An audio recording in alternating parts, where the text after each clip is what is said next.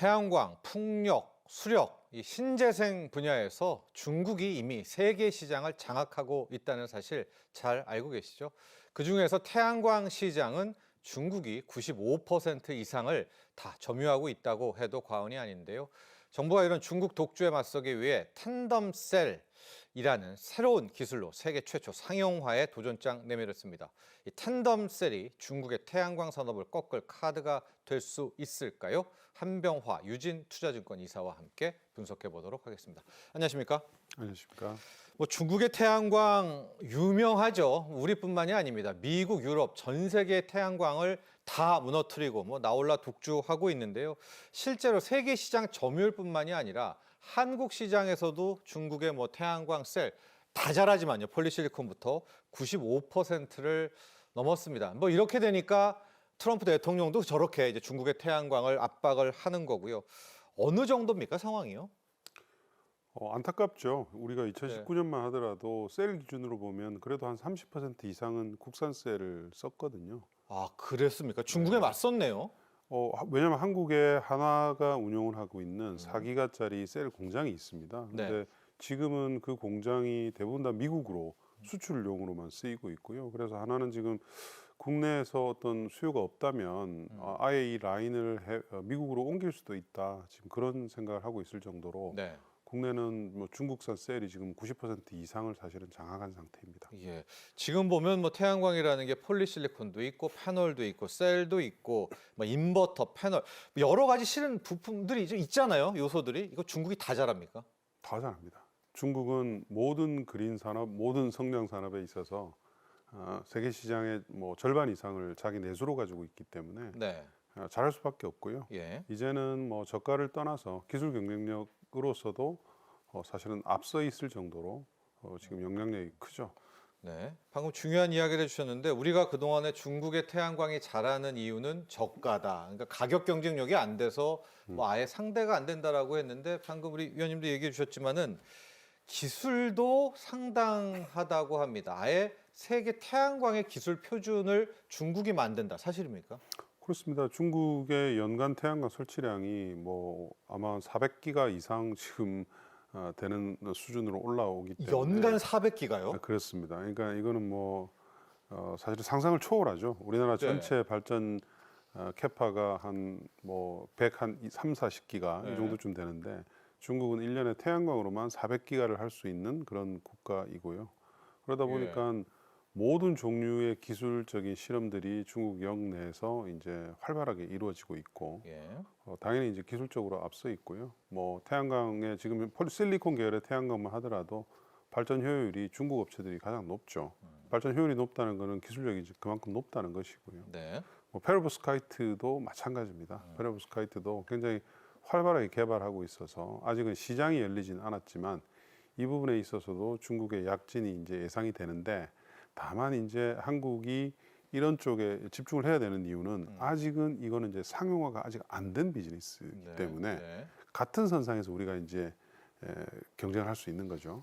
그래서 빠르게 이쪽에 정부의 투자를 늘려서 시장을 활성화하는 게 반드시 필요한 사항이다 그렇게 보여집니다. 네, 저희가 페로브스카이트 텐덤셀은 조금 있다가 집중적으로 들어가 보도록 하고요.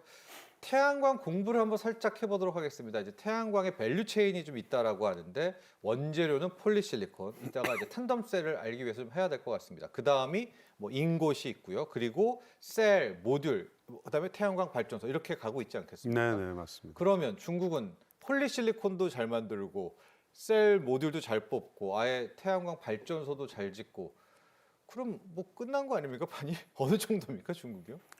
뭐 중국은 수직 계열화를 그 초기부터 했기 때문에 초기 잠깐을 제외하고는 태양광 밸류체인의 모든 영역을 다 세계 시장을 사실은 장악한 상태입니다.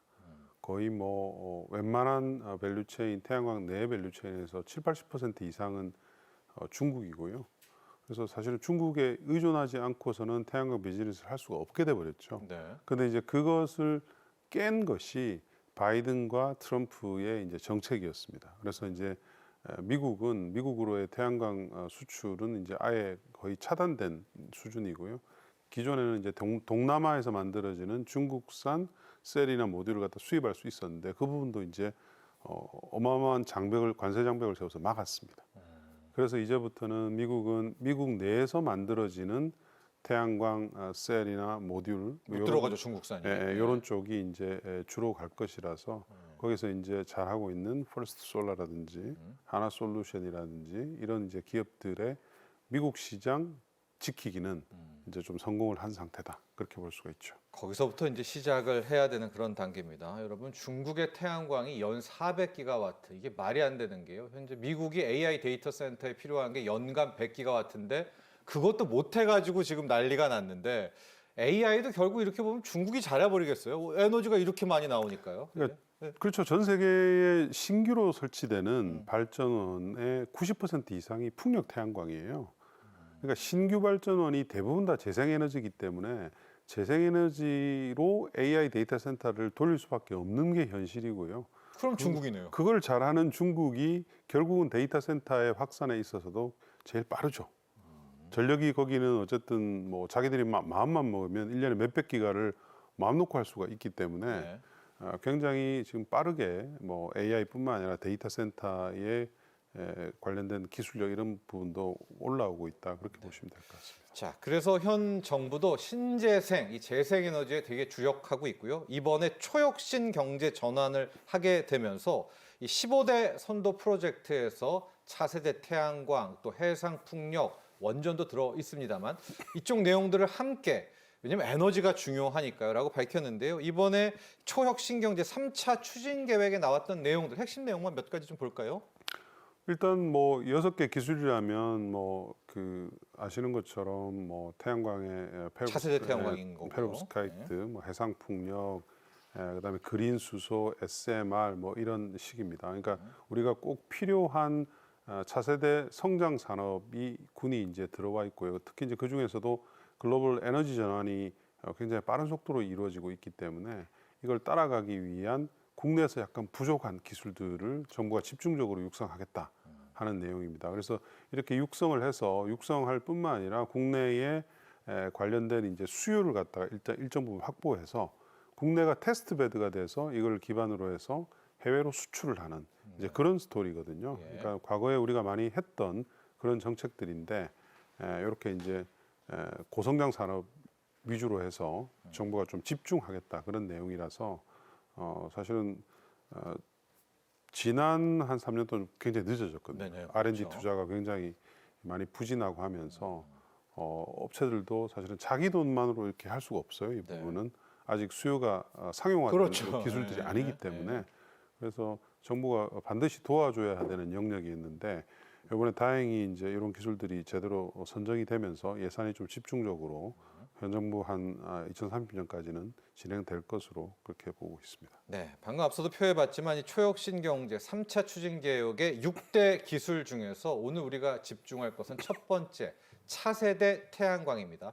저기 보시면 2028년까지 최초로 탄덤셀 모듈을 상용화하겠다. 그러니까 이 태양광 모듈이 실리콘 계열이 아니라 탄덤셀 모듈이라는 건데 여기서부터는 좀 이 전문적으로 가야 될 것 같아요. 우리가 알기로는요, 폴리실리콘에서 인got 만들고 그걸 잘라가지고 이제 셀 모듈을 만드는데 탄덤 셀 모듈로 만들면 이건 폴리실리콘하고 다른 겁니까? 뭐 차이점이 있는 건가요? 뭘 더하는 건가요? 기술을 조금 알고 가야 될 것 같거든요. 그러니까 텐덤 셀이라는 것은 셀을 이제 적층을 한다는 네. 위로 쌓아 올린다는 얘기거든요. 그래서 우리가 흔히 아는 이제 지금의 태양광은 실리콘, 폴리실리콘을 베이스로 해서 만드는 태양광이고요. 그 위에다가 이제 페로브스카이트 층을 갖다가 막을 이제 형성하는 네, 위로 막을요. 쌓아 올린다는 네. 그런 얘기이고요.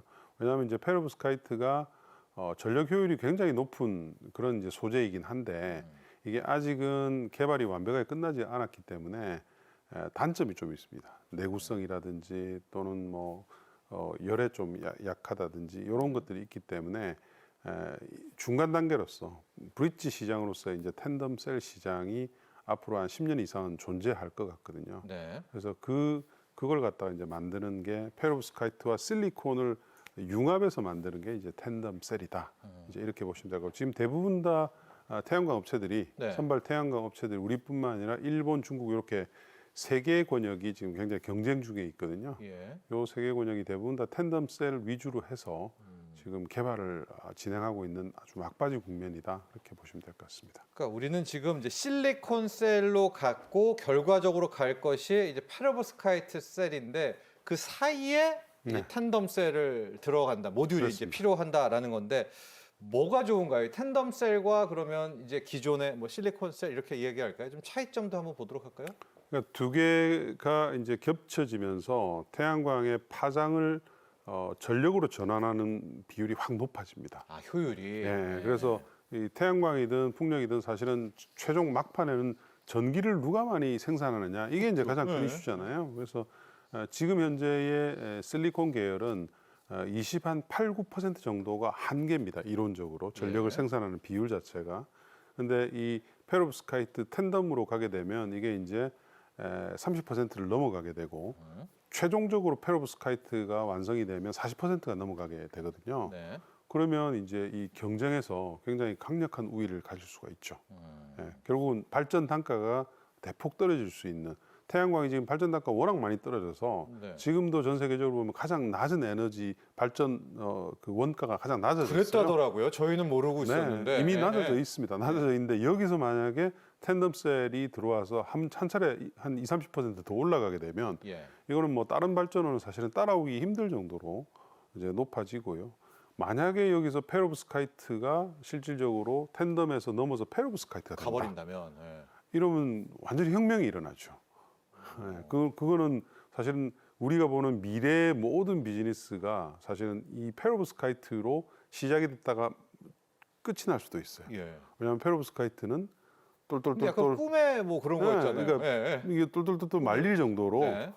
투명하기도 하고 네. 필름 타입으로 이렇게 되기 때문에 사용할 수 있는 영역이 무궁무진하게 되는 거죠. 그러니까 예를 들면 우리 전기차 있잖아요. 네.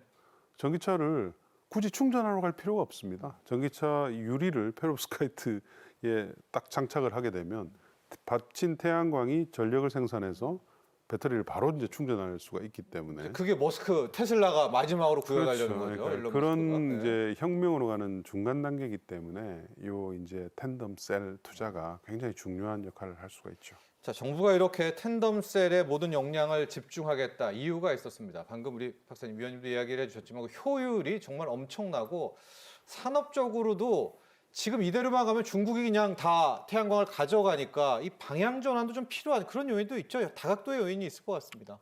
뭐 그것도 굉장히 중요한 원인이죠. 네. 뭐 지금 실리콘 계열은 중국이 워낙 격차를 많이 벌리고 있기 때문에 중국에다가 장벽을 높이는 국가들, 미국 같은 데에서만 이제 한국 업체들이 성장할 수가 있잖아요. 심지어 우리나라도 중국한테 많이 뺏겼을 정도니까요. 네. 그러나 이제 이 텐덤셀도 그렇고 페로브스카이트도 아직 상용화 안 된 사업이기 때문에 우리가 초기부터 중국과 바로 맞대응을 같은 라인에서 이제 달리기를 할 수가 있다는 거죠. 네. 그거는 뭐 굉장히 중요한 의미가 있고 우리 또 기업들이 이 텐덤셀이나 페로브스카이트에 대해서는 기술력이 높은 수준입니다. 아, 그래요? 그렇습니다. 예. 뭐 예를 들어 뭐 하나 같은 케이스는 하나 큐셀이 하나큐셀. 세계적으로 처음으로 어쨌든 인증을 이제 받을 정도로 기술적으로는 상당히 좀 뭐 절대 뒤처지지 있지 않다. 물론 중국 업체들도 잘합니다만은 네. 뒤지지 않은 우리의 그 기술이기 때문에 육성이 필요하죠. 그래서 좀 정부가 태양광 추진단을 구성하겠다. 왜냐하면 앞서 기간 목표가 2028년이지 않습니까? 굉장히 역량을 좀 집중해야 될 것 같은데요. 시간이 이제 뭐 2년, 3년이잖아요.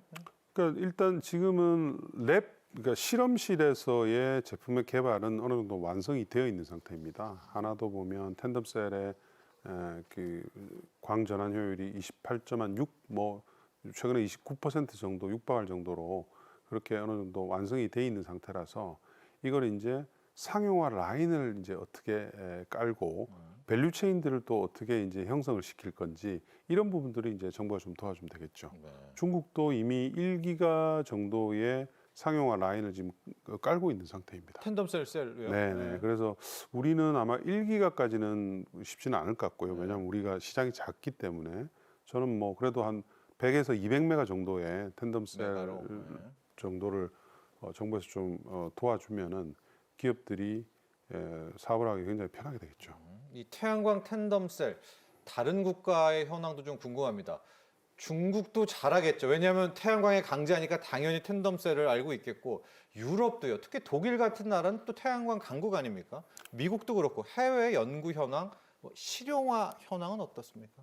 지금 뭐 다 대부분 국가들이 다 이제 조금씩 하고 있는 상태입니다. 이게 페로브스카이트라는 것 자체가 사실은 일본이 원천 기술 개발자였거든요. 예. 그래서 일본에도 뭐 카네카라든지 뭐 미쓰비시라든지 많은 업체들이 개발을 진행 중에 있고요.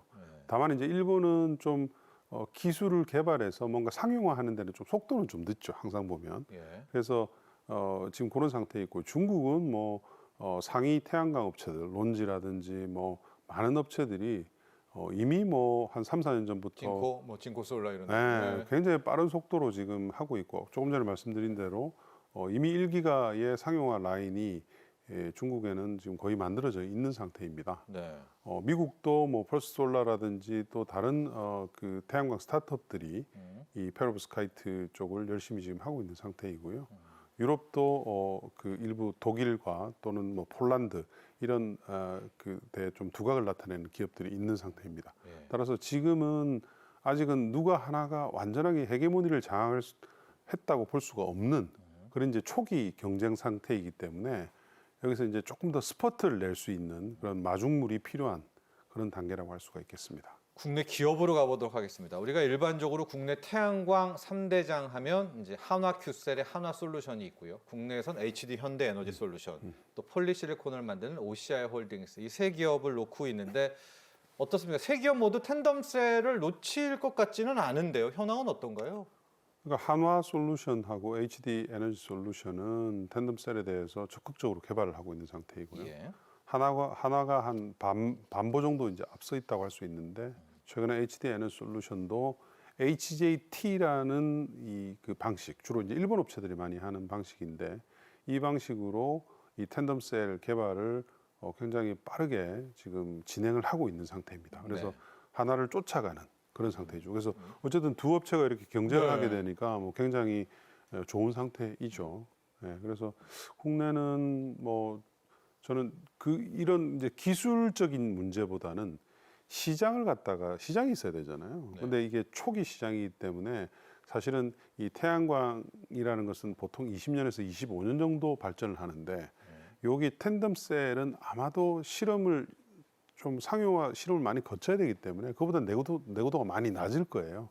그래서 저는 이제 주로 정부가 하는 프로젝트, 정부의 공공기관 같은 데서 시범적으로 이 텐덤셀을 갖다가 좀 일부를 좀 의무적으로 구매를 해서 사용을 해주는 그런 아마 시장을 좀 열어줬으면 하는 게 제 생각입니다. 좋습니다. 뭐 마지막으로 한화큐셀이 현재 좀 앞서가고 있으니까 현황 좀 놓고 보고 이게 되면 뭐 페로브스카이트가 되면 아예 폴리실리콘을 사용을 안 하는 건지에 대한 뭐 궁금증도 함께 있거든요. 네, 그것도 함께 하면서 마무리하죠. 그러니까 페로브스카이트로 완전히 넘어가게 되면 사실은 실리콘의 그 수요가 이제 없죠. 거의 없어지겠죠. 네. 없어지는데 그 시점은 상당히 좀 오래 걸릴 것 같고요. 왜냐하면 이게 내구성이 항상 문제였습니다. 페로브스카이트가. 뭐 투명하고 효율도 높고 여러 가지 모든 면들은 좋은데 이게 야외에서 그 발전기를 이렇게 설치를 했을 때 뭐 이게 뭐 1년을 갈까 2년을 갈까 키워버릴 것 같아요. 이런 이제 걱정들을 많이 하기 때문에 아마도 완전한 페로브스카이트 시장이 장착되려면 최소 10년 이상은 더 있어야 되지 않나 싶고요. 네. 아무래도 그래서 이제 텐덤 셀이 굉장히 유력한 지금 이제 시장으로 떠오르고 있는 것이죠. 예. 폴리실리콘을 가미한 뭐 중간 과도기 단체, 그렇죠. 하나큐셀이 좀 앞서가고 있고. 네, 네. 국내에서는 뭐 당연히 하나큐셀이 지금은 제일 앞서가고 있고요. 네. 네. 알겠습니다. 자, 차세대 태양광을 이끌 텐덤셀에 대해서 살펴봤습니다. 자, 지금까지 한병화 유진투자증권 이사와 함께했습니다. 오늘 감사합니다. 감사합니다.